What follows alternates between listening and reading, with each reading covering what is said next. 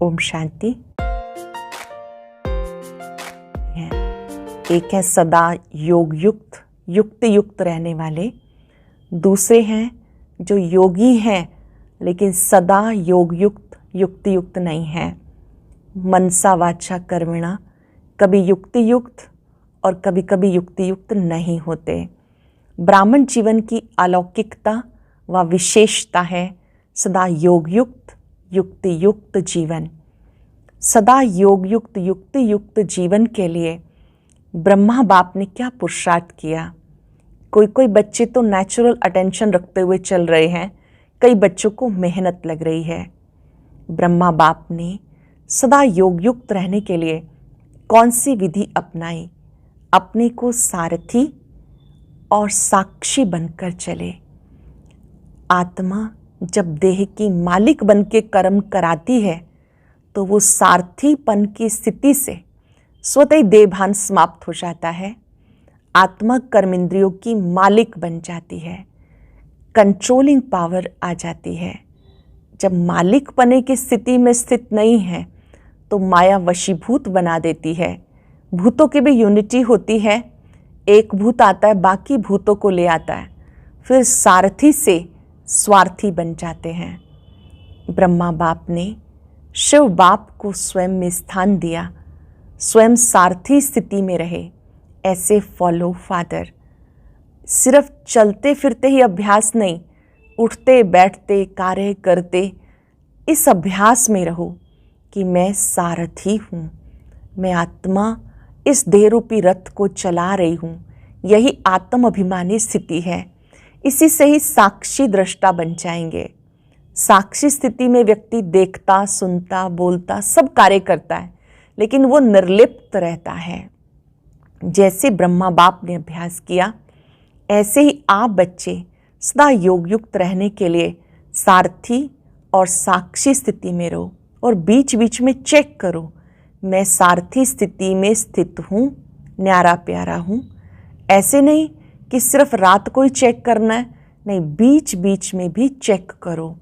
Checking भी यथार्थ होनी चाहिए, नहीं तो अशुद्ध संस्कार वार कर जाते हैं, व्यर्थ के संस्कार वार कर जाते हैं।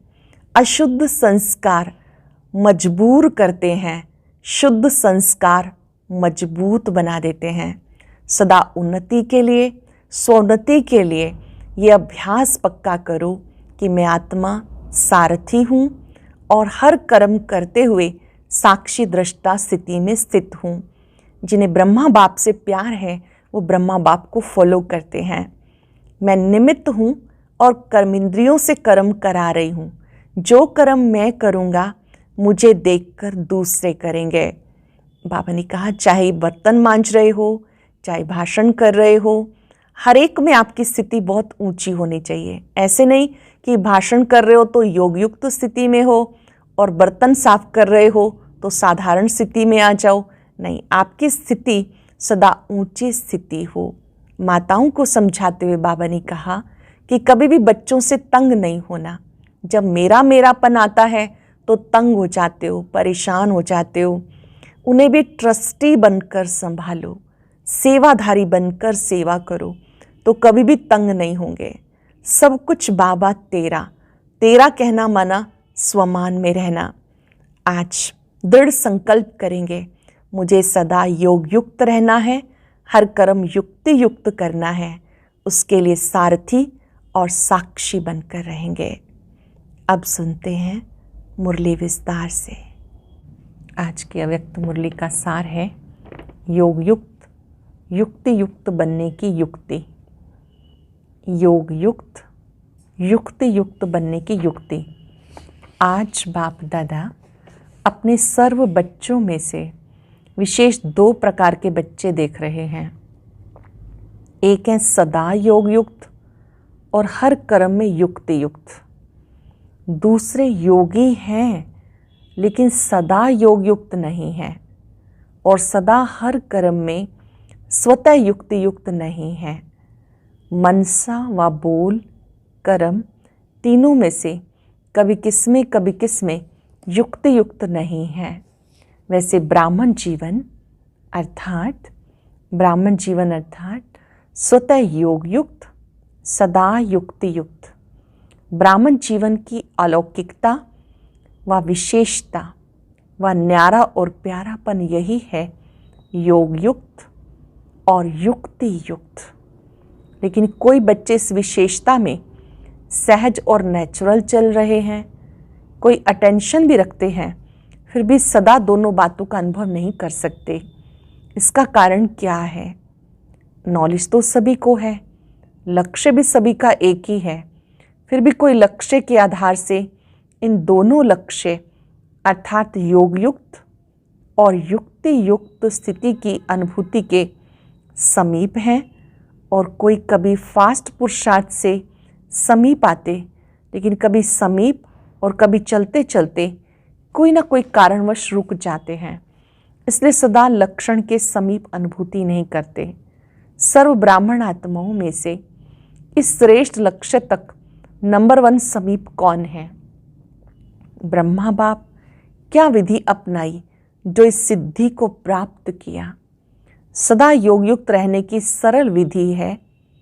अंडरलाइन करेंगे और अभ्यास प्रारंभ कर देंगे। योग युक्त रहने की सरल विधि है सदा अपने को सारथी और साक्षी समझकर चलना। सारथी और साक्षी समझ चलना। आप सब श्रेष्ठ आत्माएं इस रथ के सारथी हो। रथ को चलाने वाली आत्मा सारथी हो। ये स्मृति स्वतः ही इस रथ अथवा देह से न्यारा बना देती है, किसी भी प्रकार के देहभान से न्यारा बना देती है। देहभान नहीं तो सहज योग युक्त बन जाते हैं और हर कर्म में योग युक्त युक्ति युक्त स्वतः ही हो जाते हैं। स्वयं को सारथी समझने से सर्व कर्म इंद्रियां अपने कंट्रोल में रहती हैं। आत्मा मालिक है, इस देह रूपी रथ को चला रही है। जब आप स्वयं को सारथी अनुभव करेंगे तो अनुभव करेंगे कि मैं इन कर्म इंद्रियों की मालिक हूँ।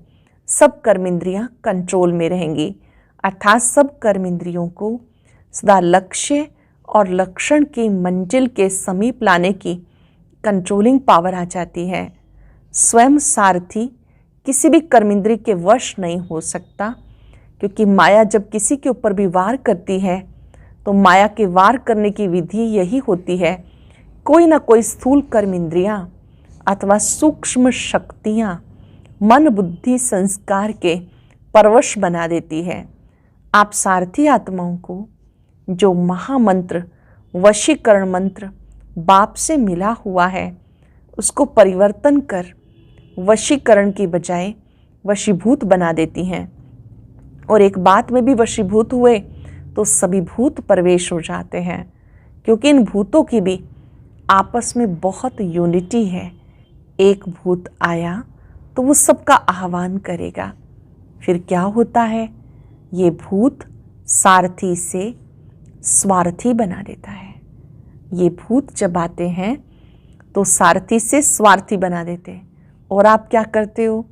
जब सारथीपन की स्मृति में आते हो तो भूतों को भगाने की युद्ध करते हो। युद्ध की स्थिति को योगयुक्त स्थिति नहीं कहेंगे, इसलिए योगयुक्त व युक्ति युक्त मंजिल के समीप जाने की बजाय रुक जाते हो। पहला नंबर स्थिति से दूसरे नंबर में आ जाते हो। सारथी अर्थात वश होने वाले नहीं, लेकिन वश कर चलाने वाले। तो आप सब कौन हो? सारथी हो ना। सारथी अर्थात आत्म अभिमानी, क्योंकि आत्मा ही सारथी है। ब्रह्मा बाप ने इस विधि से नंबर 1 की सिद्धि प्राप्त की, इसलिए बाप भी इसका सारथी बना। सारथी बनने का यादगार बाप ने करके दिखाया। फॉलो फादर करो, सारथी बन। सदा सारथी जीवन में अति न्यारी प्यारी स्थिति का अनुभव कराया, क्योंकि देह को अधीन कर बाप प्रवेश होते हैं, अर्थात सारथी बनते हैं। देह के अधीन नहीं बनते, इसलिए न्यारा और प्यारा है। ऐसे ही आप सभी ब्राह्मण आत्माएं बाप समान सारथी की स्थिति में स्थित रहो। चलते फिरते चेक करो, मैं सारथी अर्थात सर्व को चलाने वाली न्यारी और प्यारी स्थिति में स्थित हूँ। बीच बीच में चेक करो। मैं सारथी स्थिति में, न्यारी प्यारी स्थिति में स्थित हूँ, ये चेक करो। ऐसे नहीं कि सारा दिन बीत जाए फिर रात को चेक करो। सारा दिन बीत गया तो बीता हुआ समय सदा के लिए कमाई से गया, इसलिए गवा करके होश में नहीं आना। ये स्वतः नेचुरल संस्कार बनाओ। कौन सा? चेकिंग का। जैसे किसी के कोई पुराने संस्कार इस ब्राह्मण जीवन में अभी भी आगे बढ़ने में विघ्न रूप बन जाते हैं, तो कहते हैं ना चाहते भी संस्कारों के वश हो जाते हैं। जो नहीं करना चाहते वो कर लेते हो। जब उल्टे संस्कार ना चाहते कोई भी कर्म करा लेते हैं, तो ये नेचुरल चेकिंग का शुद्ध संस्कार अपना नहीं सकते हो। बिना मेहनत के चेकिंग के शुद्ध संस्कार स्वतः ही कार्य करते रहेंगे। ये नहीं कहेंगे कि भूल जाते हैं या बहुत बिजी रहते हैं। अशुद्ध अथवा व्यर्थ संस्कार हैं। कई बच्चों में अशुद्ध संस्कार नहीं तो व्यर्थ संस्कार भी हैं। ये अशुद्ध व्यर्थ संस्कार भुलाते भी नहीं भूल सकते हो, और यही कहते हो कि मेरा भाव नहीं था, लेकिन मेरा ये पुराना स्वभाव है या संस्कार है। तो अशुद्ध नहीं भूलता, फिर शुद्ध संस्कार कैसे भूल जाता है? तो सारथीपन की स्थिति स्वतः ही स्वोन्नति के शुद्ध संस्कार इमर्ज करती है। सारथीपन की स्थिति स्वतः ही स्वोन्नति के शुद्ध संस्कार इमर्ज करती है, और नेचुरल समय प्रमाण सहज चेकिंग होती रहेगी। अशुद्ध आदत से मजबूर हो जाते हो और इस आदत से मजबूत हो जाएंगे। अशुद्ध आदत से मजबूर हो जाते हो और आप इस आदत से मजबूत हो जाएंगे। तो सुना, सदा योग युक्त युक्ति युक्त रहने की विधि क्या हुई? सारथी बनकर चलना। सारथी स्वतः ही साक्षी हो, कुछ भी करेंगे, देखेंगे, सुनेंगे, साक्षी बन देखने, सोचने, करने, सब में सब कुछ करते भी निर्लेप रहेंगे, अर्थात माया के लेप से न्यारे रहेंगे। तो पाठ पक्का किया ना? ब्रह्मा बाप को फॉलो करने वाले हो ना? ब्रह्मा बाप से बहुत प्यार है ना? प्यार की निशानी है समान बनना, अर्थात फॉलो करना। सभी टीचर्स का बाप से कितना प्यार है। बाप सदा टीचर्स को अपने सेवा के समीप साथी समझते हैं। तो पहले फॉलो टीचर्स करेंगी ना? इसमें सदा यही लक्ष्य रखो, पहले मैं। ईर्ष्या में पहले मैं नहीं, वो नुकसान करती है। शब्द वही है, पहले मैं, लेकिन एक है ईर्ष्यावश पहले मैं। तो इससे पहले की बजाय कहाँ लास्ट पहुँच जाता, फर्स्ट से लास्ट आ जाता। और फॉलो फादर में पहले मैं कहा और किया, तो फर्स्ट के साथ में आप भी फर्स्ट हो जाएंगे। ब्रह्मा फर्स्ट है ना? तो सदा ये लक्ष्य रखो कि टीचर्स अर्थात फॉलो फादर, और नंबर 1 फॉलो फादर। जैसे ब्रह्मा नंबर 1 बना, तो फॉलो करने वाले भी नंबर 1 का लक्ष्य रखो। टीचर सभी ऐसे पक्की है ना? हिम्मत है फॉलो करने की, क्योंकि टीचर्स अर्थात निमित्त बनने वाली, अनेक आत्माओं के निमित्त हो।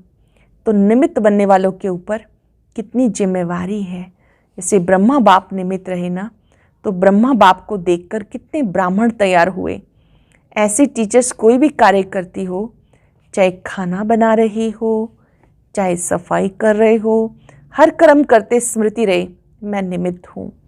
अनेक आत्माओं के प्रति जो और जैसा मैं करूँगी, मुझ निमित्त आत्मा को देख और भी करेंगे। जो मैं करूँगी, जैसा करूँगी, मुझ निमित्त आत्मा को देख और भी करेंगे। इसलिए बाप दादा सदैव कहते हैं, एक तरफ है भाषण करना, दूसरी तरफ है बर्तन मांजना। दोनों ही काम में योग युक्त युक्ति युक्त, दोनों ही कार्यों में योग युक्त युक्ति युक्त। काम कैसा भी हो, लेकिन स्थिति सदा ही योग युक्त और युक्ति युक्त हो। ऐसे नहीं भाषण कर रहे हैं तब तो योग युक्त रहें, और बर्तन मांजना अर्थात साधारण काम कर रहे हैं तो स्थिति भी साधारण हो जाए। इस समय फॉलो फादर। सुना, आगे बैठती हूँ ना, तो बैठने में आगे कितना अच्छा लगता है, और सदा आगे बढ़ने में कितना अच्छा लगेगा। जब भी कोई ऐसा कड़ा संस्कार पीछे करने की कोशिश करे तो ये सीन याद करना। बाबा मिलन का कैसे कैसे हम बाप दादा से दृष्टि लेते रहे, सम्मुख बैठे, ये सीन याद करना। जब आगे बैठना अच्छा लगता तो आगे बैठने में पीछे क्यों रहे, आगे बढ़ने में पीछे क्यों रहे। जब कोई बात आए तो मधुबन में पहुंच जाना और अपने को हिम्मत उमंग में ले आना, क्योंकि पीछे रहने वालों को बहुत आएंगे पीछे, पीछे रहने वाले तो बहुत आएंगे पीछे। आप लोग भी पीछे रह जाएंगे तो फिर पीछे वालों को आगे करना पड़ेगा। इसलिए सदा ये स्मृति रखो, हम आगे रहने वाले हैं। पीछे रहना अर्थात प्रजा बनना। प्रजा तो नहीं बनना है ना, प्रजा योगी तो नहीं हो, राजयोगी हो ना, तो फॉलो फादर। अच्छा, फॉरेनर्स क्या करेंगे, फॉलो फादर करेंगे ना। कहाँ तक पहुँचेंगे, सभी फ्रंट में आएंगे। जो भी आए हैं फॉलो फादर कर, फास्ट और फर्स्ट आना। ये नहीं सोचो फर्स्ट तो एक ही आएगा, लेकिन फर्स्ट ग्रेड तो बहुत होंगे ना। फर्स्ट नंबर तो ब्रह्मा आएगा, लेकिन फर्स्ट ग्रेड में तो साथी रहेंगे, इसलिए फर्स्ट में आना। एक फर्स्ट नहीं होगा, फर्स्ट ग्रेड वाले बहुत होंगे। इसलिए ये नहीं सोचो पहला नंबर तो फाइनल हो गया इसलिए सेकंड ही आएंगे, सेकंड ग्रेड में नहीं जाना। जो ओटे सो अव्वल अर्जुन, अव्वल माना अर्जुन, अव्वल माना अव्वल नंबर माना अर्जुन। सबको फर्स्ट में आने का चांस है, सब आ सकते हैं। फर्स्ट ग्रेड है, बेहद है, कम नहीं, तो सभी फर्स्ट में आएंगे ना, पक्का। अच्छा, सदा ब्रह्मा बाप को फॉलो करने वाले, सदा स्वतः योग युक्त युक्ति युक्त रहने वाले, सदा सारथी बन कर्मेंद्रियों को श्रेष्ठ मार्ग पे चलाने वाले, सदा मंजिल के समीप रहने वाले, ऐसे सर्वश्रेष्ठ आत्माओं को बाप दादा का याद प्यार और नमस्ते। रूहानी बच्चों की रूहानी बाप दादा को नमस्ते, गुड मॉर्निंग, शुक्रिया। बाबा की मुलाकात है इंदौर जोन से। बाप दादा की श्रेष्ठ मत ने श्रेष्ठ गति को प्राप्त करा लिया, ऐसा अनुभव करते हो ना। जैसी मति वैसी गति होती है, तो बाप की श्रेष्ठ मत है तो गति भी श्रेष्ठ होगी ना। कहते जैसी अंत मते वैसी गते। ये क्यों गाया हुआ है, क्योंकि बाप चक्र के अंत में आकर श्रेष्ठ मत देते हैं। सृष्टि चक्र के अंत में संगम पर आकर श्रेष्ठ मत देते हैं, तो अंत समय पर श्रेष्ठ मत लेते हो और अनेक जन्म सदगति को प्राप्त करते हो। इस समय बेहद की अंत मते सोगते श्रेष्ठ हो जाती है, तो इस समय कहीं यादगार भक्ति में चला आता। एक जन्म की श्रेष्ठ मत से कितने जन्म तक श्रेष्ठ गति प्राप्त करते हो। सब यादगार इस संगम युग के हैं। यादगार क्यों बने, क्योंकि इस समय याद में रहकर आप कर्म करते हो। हर कर्म का यादगार बन गया। आप अमृत वेले विधि पूर्वक उठते हो तो देखो आपके यादगार चित्रों में भी विधि पूर्वक उठाते हैं, कितना प्यार से उठाते हैं जड़ चित्र, कितने दिल से स्नेह से उठाते हैं। उठाते भी हैं तो खिलाते भी हैं, सुलाते भी हैं। भक्ति में बहुत विधि पूर्वक सुलाएंगे भी सही, उठाएंगे भी सही, भोग भी लगाएंगे, क्योंकि आप इस समय याद के विधि पूर्वक करते हो। खाना भी विधि पूर्वक खाते हो, भोग लगाकर खाते हो ना, या जैसे वैसे ही खा लेते हो। ऐसे तो नहीं किसी को खाना देना है इसलिए जल्दी जल्दी में भोग नहीं लगाया। अगर इसको देना भी है, कोई मजबूरी है, तो पहले अलग हिस्सा जरूर निकालो। ऐसे नहीं किसी को खिलाकर पीछे भोग लगाओ। विधि पूर्वक खाने से सिद्धि प्राप्त होती है, खुशी होती है, निरंतर याद सहज रहती है। तो अमृत वेले से लेकर रात तक जो भी कर्म करो याद के विधि पूर्वक करो, तब हर कर्म की सिद्धि मिलेगी। सिद्धि अर्थात प्रत्यक्ष फल प्राप्त होता रहेगा। सबसे बड़े से बड़ी सिद्धि है प्रत्यक्ष फल के रूप में अतीन्द्रिय सुख की अनुभूति होना। सदा सुख की लहरों में, खुशी की लहरों में लहराते रहेंगे। पहले प्रत्यक्ष फल मिलता, फिर भविष्य फल मिलता। इस समय का प्रत्यक्ष फल अनेक भविष्य जन्मों के फल से श्रेष्ठ है। इस समय का प्रत्यक्ष फल अनेक भविष्य जन्मों के फल से श्रेष्ठ है। अगर अभी प्रत्यक्ष फल नहीं खाया तो सारे कल्प में कभी भी प्रत्यक्ष फल नहीं मिलेगा। अभी अभी किया, अभी अभी मिला, इसको कहते हैं प्रत्यक्ष फल। सत्युग में भी जो फल मिलेगा वो इस जन्म का मिलेगा, दूसरे जन्म का नहीं। लेकिन यहाँ जो मिलता है वो प्रत्यक्ष फल अर्थात अभी अभी का फल है। तो प्रत्यक्ष फल से वंचित नहीं रहना, सदा फल खाते रहना। ये प्रत्यक्ष फल अच्छा लगता है ना? ऐसा भाग्य कभी सोचा था भगवान द्वारा फल मिलेगा? ये तो स्वप्न में भी नहीं था। तो जो बात ख्याल ख्वाब में नहीं हो और वो हो जाए तो कितनी खुशी होती है। आजकल की अल्पकाल की लॉटरी आती है तो भी कितनी खुशी होती है, और ये प्रत्यक्ष फल सो भविष्य फल हो जाता है। तो नशा रहता है ना, कभी कम कभी ज़्यादा तो नहीं, सदा एकाग्र स्थिति में उड़ते चलो। सेकंड में उड़ना सीख गए ना, ज़्यादा समय लगता है? 1 सेकंड में उड़ना सीख गए ना, या ज़्यादा समय लगता है? संकल्प किया और पहुँचे। आज का वरदान, अपने मस्तक द्वारा तीसरे नेत्र का साक्षात्कार कराने वाले सच्चे योगी भव। अपने मस्तक द्वारा तीसरे नेत्र का साक्षात्कार कराने वाले सच्चे योगी भव। यादगार में योगी के मस्तक पर तीसरा नेत्र दिखाते हैं। आप सच्चे योगी बच्चे भी अपने मस्तक द्वारा तीसरे नेत्र का साक्षात्कार कराने के लिए सदा बुद्धि द्वारा एक बाप के संग में रहो। ऐसा साक्षात्कार कराने के लिए बुद्धि द्वारा एक बाप के संग में रहो। एक बाप, दूसरे हम, तीसरा न कोई। जब ऐसी स्थिति होगी तब तीसरे नेत्र का साक्षात्कार होगा। अगर बुद्धि में कोई तीसरा आ गया तो तीसरा नेत्र बंद हो जाएगा। इसलिए सदा तीसरा नेत्र खुला रहे। इसके लिए याद रखना, तीसरा न कोई। ये बात याद रखना, तीसरा न कोई। एक बाबा, दूसरा मैं, तीसरा न कोई। स्लोगन है, प्रसन्नचित्त बनना अर्थात परेशान होना और परेशान करना। जब अनेक प्रश्न उत्पन्न होते हैं तो इसका अर्थ है परेशान होना और परेशान करना। आज हम योगयुक्त स्थिति में रहने के लिए अभ्यास करेंगे।